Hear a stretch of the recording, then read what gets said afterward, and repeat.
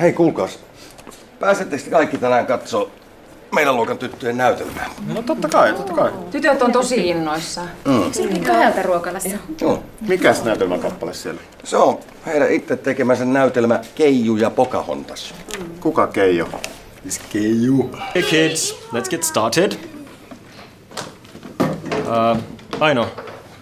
Aino, can you please put that outside the classroom, please? Okay?